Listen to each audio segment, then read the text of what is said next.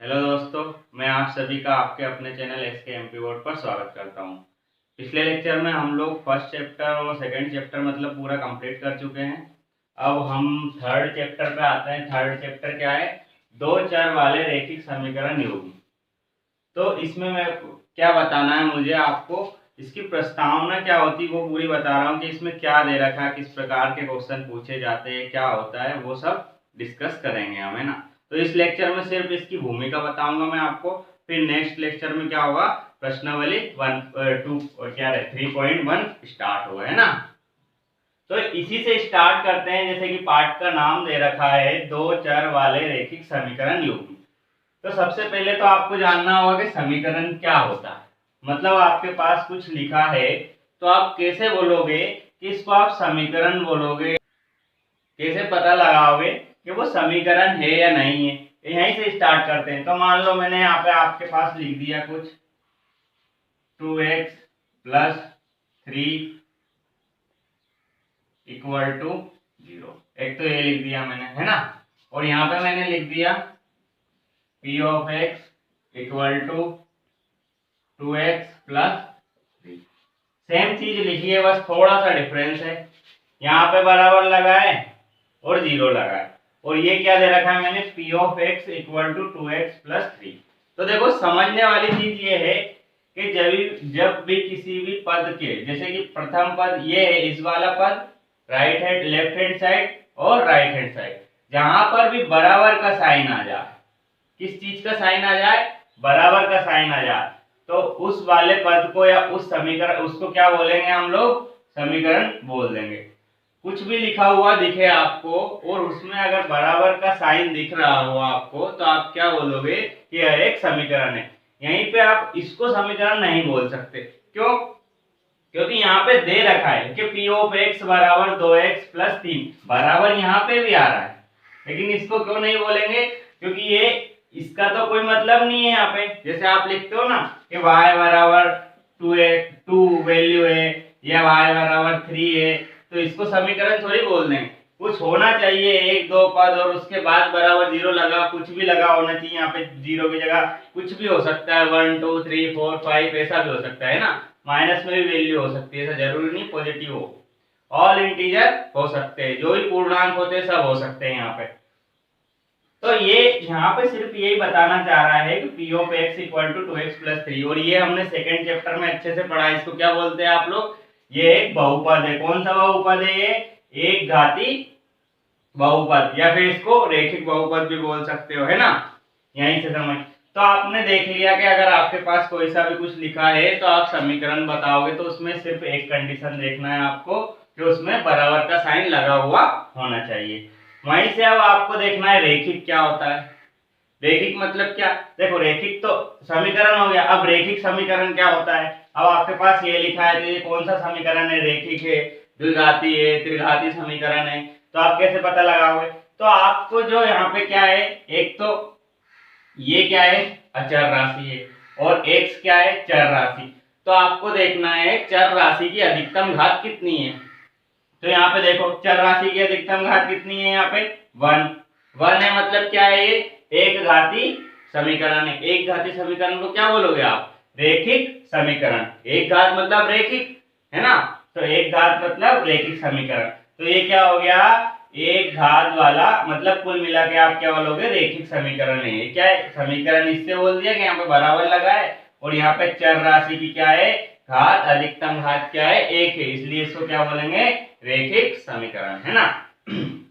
यहीं पे और एक चीज देखना है आपको। मान लो मैं यहाँ पे लिख देता 2x square plus 5 equal to -3।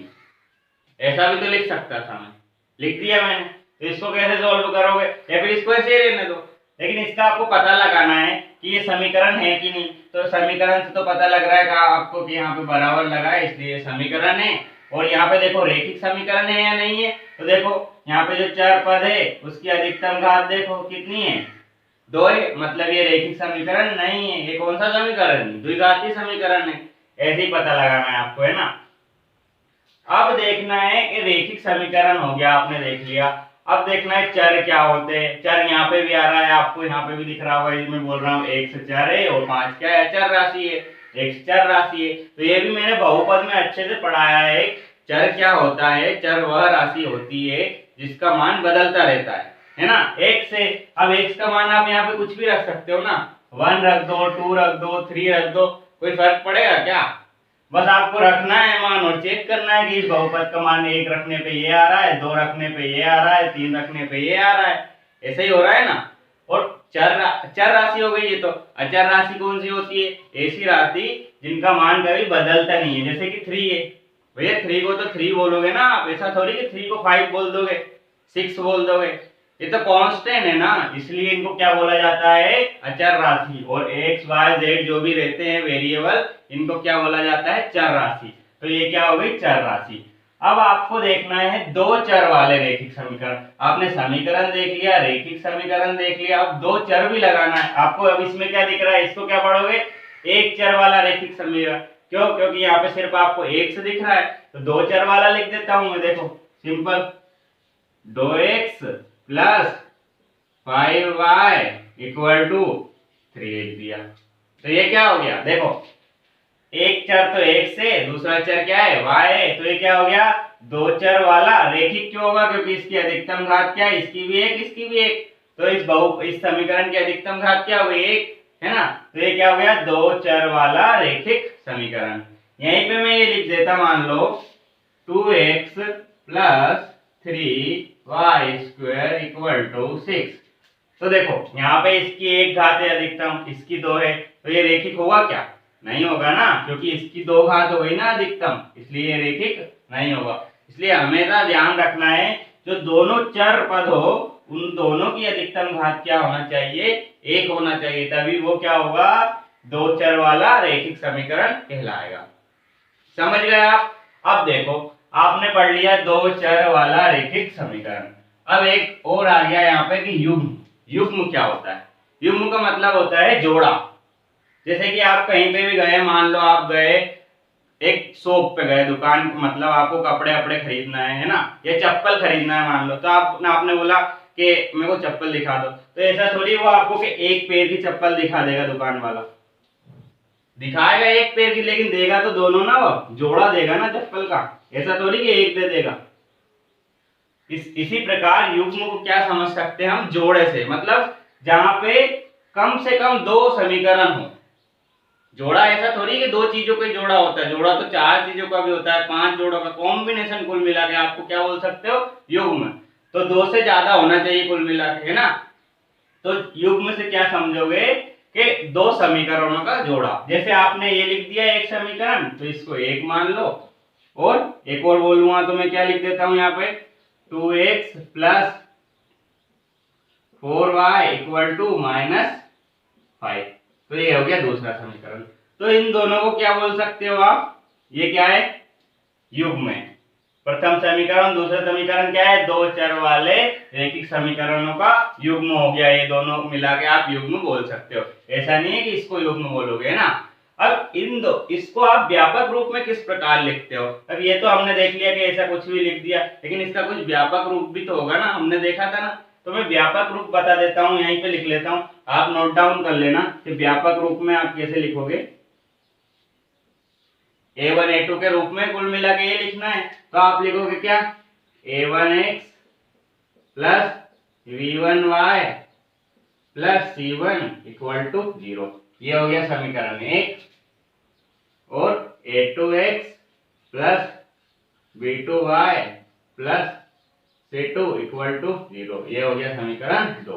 तो ये देखो यहाँ पे क्या हो रहा है, यहाँ पे क्या हो रहा है, देखो यहीं पे सिंपल दिख रहा है, दोनों क्या है, ये सिंपल देखो, ये रैखिक समीकरण है, दो चर वाले रैखिक समीकरण भी है, दो चर वाले भी है और रैखिक है। तो ये भी दो चर वाला रैखिक समीकरण है, ये भी दो चर वाला रैखिक समीकरण है, सिंपल।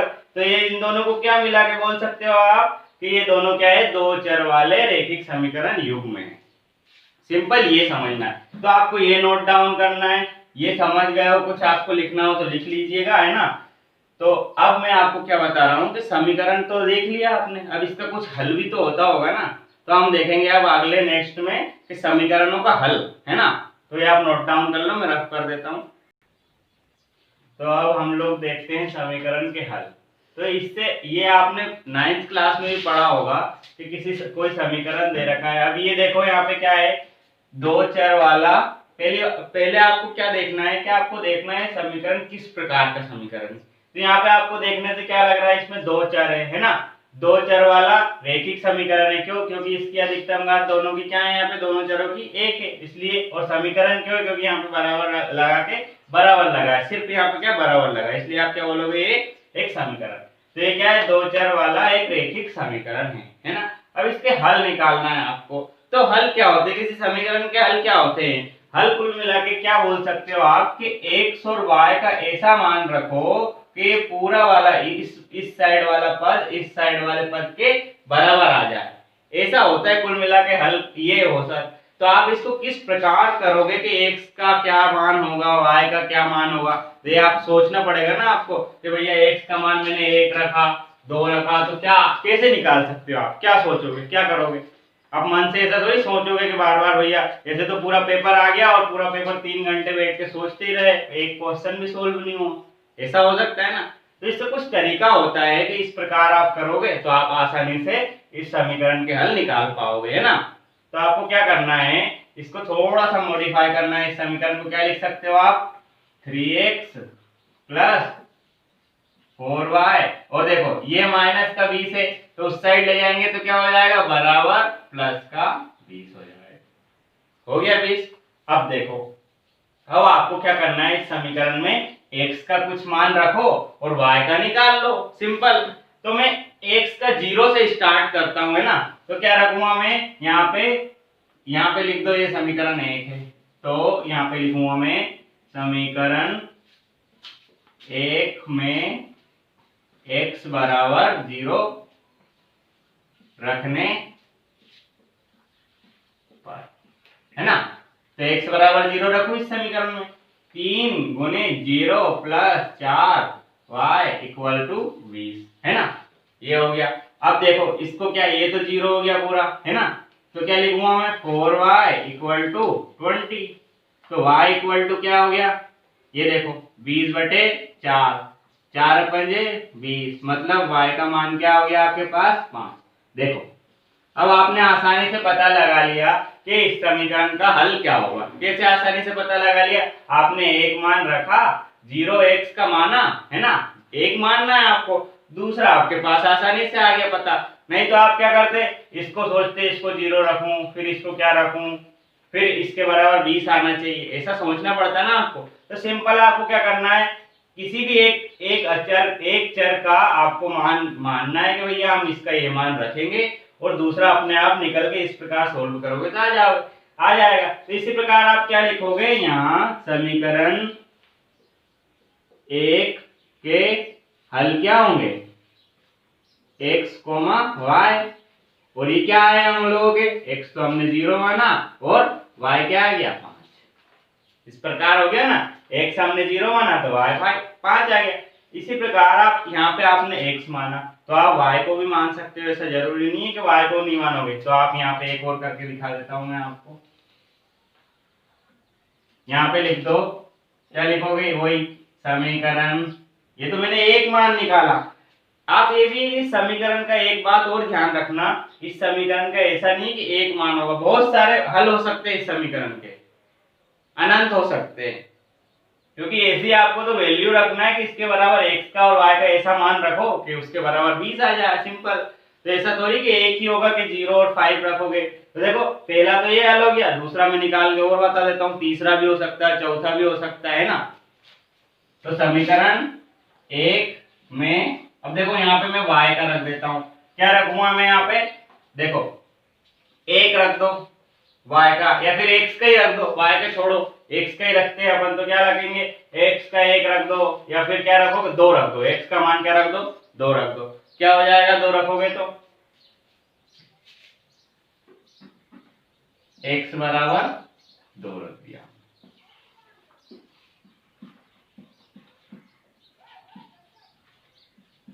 है ना। तो देखो 3 गुणित 2 प्लस 4y ऐसे ही हो जाएगा इक्वल टू 20। तो 3 दूनी 6 प्लस 4y इक्वल टू 20। तो देखो 4y, तो यहाँ पे क्या हो जाएगा 20, और ये 6 इधर इस साइड माइनस का हो जाएगा 4y इक्वल टू 20 में से 6 गए कितने बचेंगे 14, और y इक्वल टू 14/4। तो y का मान क्या हो जाएगा, देखो इसको काटो आप, तो 4 4 4 दूनी 8 4 3 12, 3 हो जाएगा 3, फिर बचा कितना 2, और 4 पंजे 20। तो y का मान क्या हो गया 3.5 आ गया। तो यहाँ पे क्या लिखोगे आप कि x का आपने माना और y का क्या आ गया, कुछ आ गया। तो x का आपने क्या माना था, x का मान 2, y का क्या आ गया 3.5। सिंपल, x का आपने ये माना था तो y का ये आ गया। इसी प्रकार आप अनंत मान निकाल सकते हो, इस समीकरण के अनंत हल हो सकते हैं। क्यों? क्योंकि आप x से y का कुछ भी मान मानोगे, एक का और दूसरे का आ जाएगा। इसी प्रकार ये दो यहाँ पे निकाल लिए हम लोग। तो ये आपने क्या पढ़ लिया, समीकरण के हल निकालना देख लिया आपने, है ना।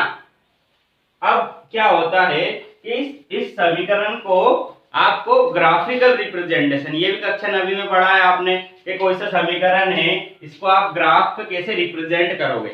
ये फर्स्ट चैप्टर में भी मैंने बताया था कि कोई सी रेखा है, इसको ग्राफ पे आप कैसे बनाओगे, समीकरण लिख के दे देते कि ये रेखिक समीकरण है, इसको आप ग्राफ पे बना के दिखाइए।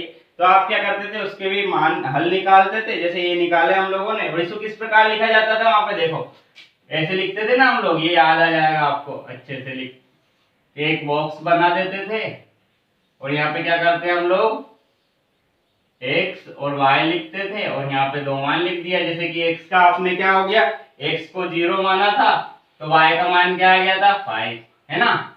वैसे ही x को क्या माना था यहाँ पे 2, तो y का मान क्या हो गया था 3.5, है ना। अब इसको ग्राफ पे कैसे, ज्यामिति रिप्रेजेंटेशन, ज्यामिति कैसे बनाएंगे, ग्राफ कैसे बनाएंगे, तो ये तो आपने हल देख लिया। अब मैं इसको रफ कर देता हूं और इसका ग्राफ बनाना सिखाता हूं आपको, है ना। तो अब हम लोग क्या करते हैं, एक समीकरण और लेते हैं और इसके हल देखते हैं क्या होता है। ऐसा क्यों कर रहे हैं हम लोग, क्योंकि हमको इस पार्ट में के युग्म के बारे में बात करना, मतलब दो समीकरणों को ग्राफ पे बताना है, वो किस प्रकार के रेखा बना रहे, किस प्रकार की रेखा बना रहे, सिंपल वो बताना है। तो एक समीकरण के हम लोगों ने हल निकाल लिए। इसी प्रकार हम क्या करते हैं, दूसरा समीकरण लेते हैं, इसको मान लो सेकंड समीकरण है, और इसके हल निकालते हैं। तो क्या करते हैं हम लोग, समीकरण एक में x बराबर क्या लिखेंगे, सबसे पहले हम 0 मान लो, x बराबर 0 रखने पर, है ना। तो क्या हो जाएगा, x का मान 0, 2 गुणित y इक्वल टू 0। तो ये क्या हो गया, देखो इसको 0 0 तो 0 हो जाएगा, तो 2y इक्वल टू 0, और y बराबर क्या हो जाएगा 0/2, मतलब y का मान क्या आ गया 0। तो यहाँ से आपको क्या लगा कि आपने x, y क्या लिखोगे, x का मान 0 रखा तो y का भी 0 आ गया। सिंपल, ये कर सकते हो। तो इसी प्रकार क्या करोगे, यहाँ पे लिख दो x बराबर, देखो अब x बराबर मैंने क्या 0 माना, अब x बराबर क्या लिख दूंगा मैं यहाँ पे, 1 मान लो या फिर 2 मान लो, है ना। तो x बराबर 2 रखने पर क्या हो जाएगा, x का मान 2, इस समीकरण को देखो, x का मान 2 माइनस 2y इक्वल टू 0। अब देखो इस चीज को देखो, ये 2 है, उस साइड जाएगा तो क्या हो जाएगा माइनस का 2y, इसको प्लस का है तो उस साइड जाएगा माइनस का 2, माइनस से माइनस कट जाएंगे, 2y बराबर 2। तो y बराबर क्या हो जाएगा 2/2, है ना। तो y बराबर क्या हो गया 1, क्योंकि ये 2 से 2 कैंसिल हो गया एक बार। तो यहाँ पे क्या आ गया आपका x, y,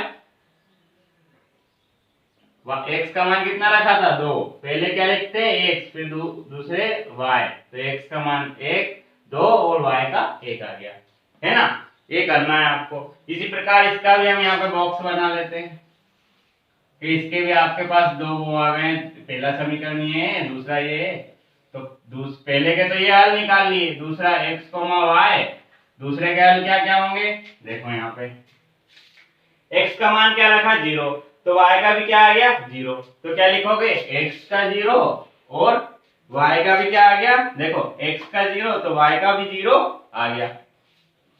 फिर इसी प्रकार x का 2 रखा हमने तो y का क्या आ गया 1, है ना, ये हो गया।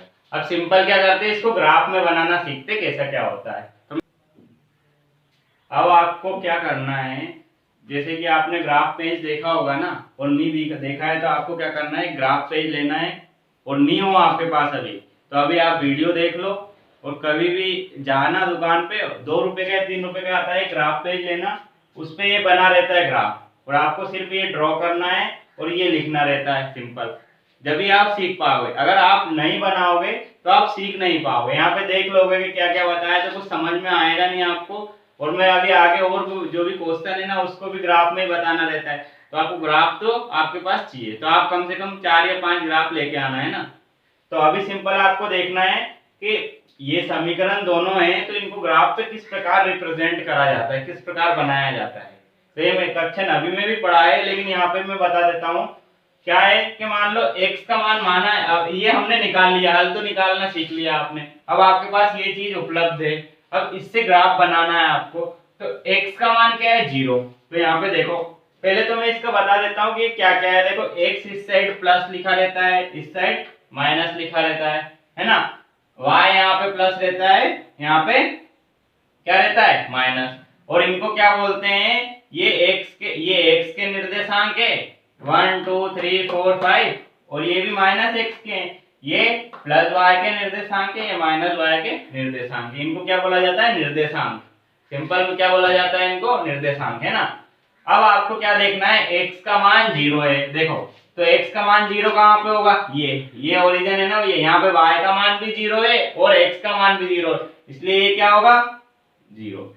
यहाँ पे x का मान भी 0 है y का, क्योंकि दोनों क्या कर रहे हैं यहाँ पे मिल रहे हैं, तो x का मान 0 यहाँ होगा, y का तो x का 0 तो y का क्या होना चाहिए 5, तो देखो x का 0 और y का चलो तो y का प्लस का 5, देखो यहाँ पे ये पॉइंट आ रहा है, दिख रहा है आपको, x का 0 और y का प्लस का 5, माइनस का बोलते तो क्या होता, माइनस का बोलते तो क्या होता, माइनस का होता तो कहाँ नीचे लिखते, नीचे साइड आना पड़ता, यहाँ पे क्या हो रहा है प्लस का, तो प्लस का कहाँ आएंगे ये यहाँ पे, कैसे, क्योंकि x का 0 और y का 5, तो इसको ऐसे ऐसे ऐसे मिलाएंगे तो वो यहाँ पे आ जाएगा, तो ये क्या होगा, यहाँ पे किस प्रकार लिखेंगे निर्देशांक, x का 0 y का 5, हमेशा क्या लिखा जाता है, पहले x लिखा जाता है और फिर y, ग्राफ में हमेशा ध्यान रखना पहले x लिखा जाता है फिर y लिखा जाता है, ऐसा नहीं पहले y लिख दिया फिर x लिख दिया, इसीलिए हम क्या करते हैं पहले x का देखते हैं कि x कहाँ पे कर रहा है, फिर उसी हिसाब से हम y को देखते हैं कि y कहाँ पे है ना। देखो अब आपने पहला तो रिप्रेजेंट कर लिया, भैया ये पॉइंट आ गया आपके पास 0 और 5 का, ये वाला एक पॉइंट आ गया, है ना। अब इसी प्रकार ये दूसरा वाला है, इसको भी आपको दर्शाना है ग्राफ में, तो आपको क्या जाना है, x बराबर 2, तो x बराबर 2 जाओगे, प्लस का 2 देखो यहाँ पे, तो प्लस का 2 कहाँ जाओगे इस साइड, तो x बराबर 2 तो ये हो गया, तो और y बराबर देखो क्या है, y बराबर 3.5, तो y बराबर 3 1 2 3, अब 3.5 तो उसमें ग्राफ में क्या दे रखा है, इन दोनों के बीच में 10 लाइन होती है कुल मिला के, ऐसे 1 2 3 4 5, फिर एक 5 वाली बड़ी, फिर 1 2 3 4 ऐसे, तो जो 5वीं लाइन है ना वहां पे आपको ऐसे पॉइंट मार्क करना है। अब इन दोनों को मिलाएंगे ऐसे, यहाँ पे तो आपके पास एक ही पॉइंट आ गया था 0 और 5 का, इन दोनों को मिला के एक पॉइंट कैसे लिखेंगे आप, तो सिंपल आपको क्या करना है, यहाँ से चलना है dash dash dash dash dash dash dash, ऐसे लाइन तो रहती है उसमें, बस उसके पीछे आप पेंसिल से डॉट डॉट डॉट डॉट करते जाना,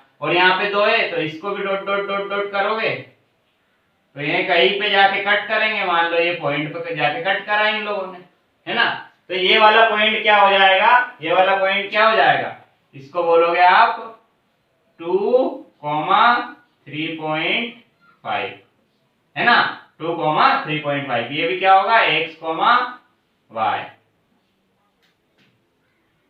ये भी क्या हो गया x, y, तो ये 2 पॉइंट आ गए। अब आपको क्या बताना है, इन दोनों को मिलाना है और बता देना है रेखा कौन सी होगी। तो आप इनको मिलाओ, किस प्रकार मिलाओगे, ऐसे ही मिलाओगे ना, ऐसे थोड़ी मिला दोगे इस साइड से, सिंपल ऐसे ही मिलाना पड़ेगा आपको। तो देखो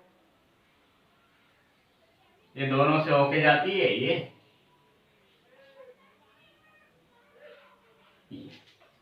ये रेखा बन गई। यहाँ पे ये आगे तक भी जाता होगा, ऐसा ऐसा कोई जरूरी नहीं है वो यहीं पे मैंने 5 तक रोक दिया तो 5 तक ही थोड़ी रहेगा। तो ये अब ये रेखा किस समीकरण की है, तो ये इस वाले समीकरण की। ये वाला समीकरण कौन सा था वो लिख देना है आपको, लिखना नहीं है ग्राफ में, तो बस ये बताना है कि एक रेखा है। अब इस वाले जो इस दूसरे समीकरण थे इसके लिए इसकी भी तो कोई सी रेखा बनेगी, तो इसको रिप्रेजेंट करते हैं, कैसे करेंगे इसको देखो मैं दूसरे पेन से बता देता हूं। x क्या है 0, ये हो गया x 0, तो y का मान भी क्या है 0, x का 0 लिया तो y का भी 0, मतलब एक पॉइंट यहीं पे ही आएगा, वो क्या होगा 0,0, क्या होगा वो 0,0, ये भी क्या होगा x, y, सिंपल। दूसरा क्या है, x का मान क्या है 2, तो x का मान 2 कहां पे होगा यहीं पे, तो y का मान क्या आ गया आपके पास प्लस का 1। देखो x का 2 तो y का क्या है प्लस का 1, ये देखो ये दोनों, तो इन दोनों को भी डेश डेश करके आगे बढ़ाओ और इसको बढ़ाएंगे तो कहां पे, यहां कहीं पे मीट करेंगे, तो ये वाला पॉइंट क्या हो जाएगा, ये वाला पॉइंट हो जाएगा 2,1, है ना। अब देखो इसको भी आपको रेखा बनाना है, किस प्रकार की बनेगी, तो देखो ये 2 पॉइंट इस प्रकार जा रहे हैं, तो ये रेखा किस प्रकार की बनेगी, यहीं से लो, अरे सॉरी ये इससे होकर जाना चाहिए हमेशा,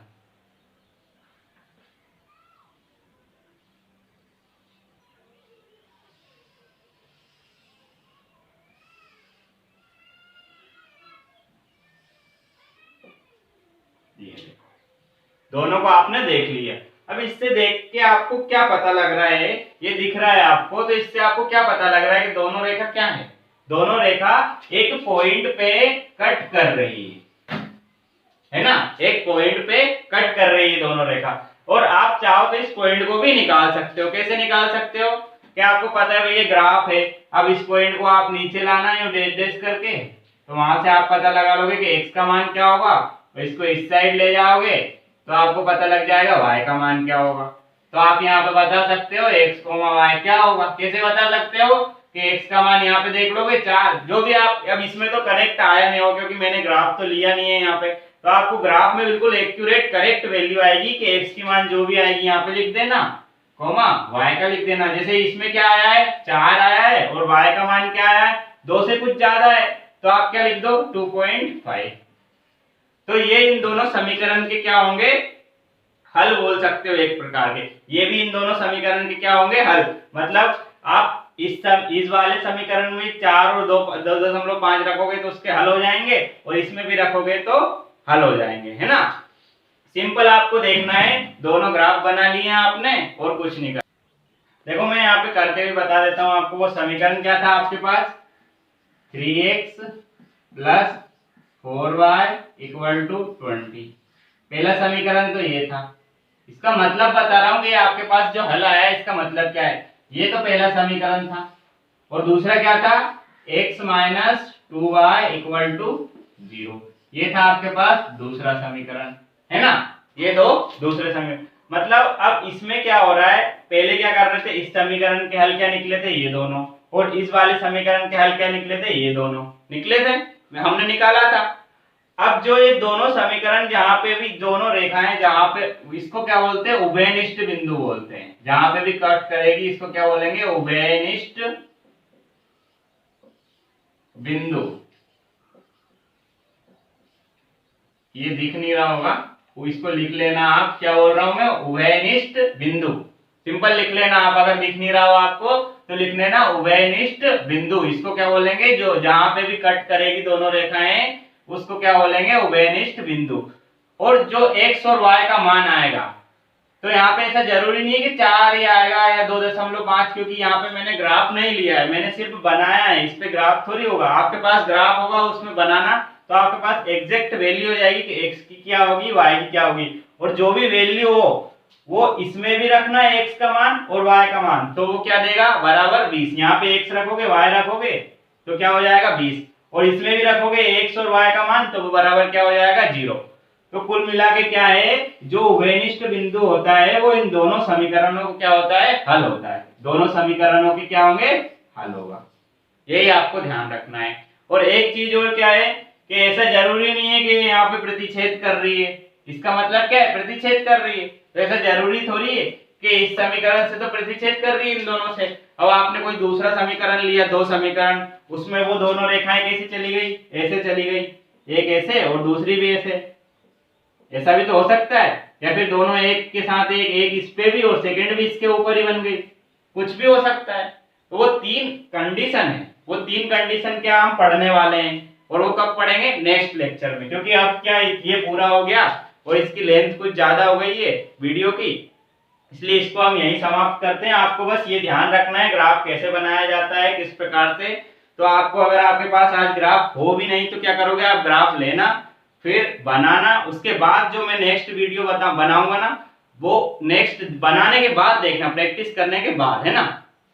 तो अगर आपने पूरा वीडियो देख लिया, अगर आपको पसंद आया तो आप क्या करो, लाइक करो। और क्या करना है आपको, ऐसे वीडियो प्राप्त करने के लिए हमारे चैनल को सब्सक्राइब करना है ना, और शेयर करो। ओके, धन्यवाद दोस्तों।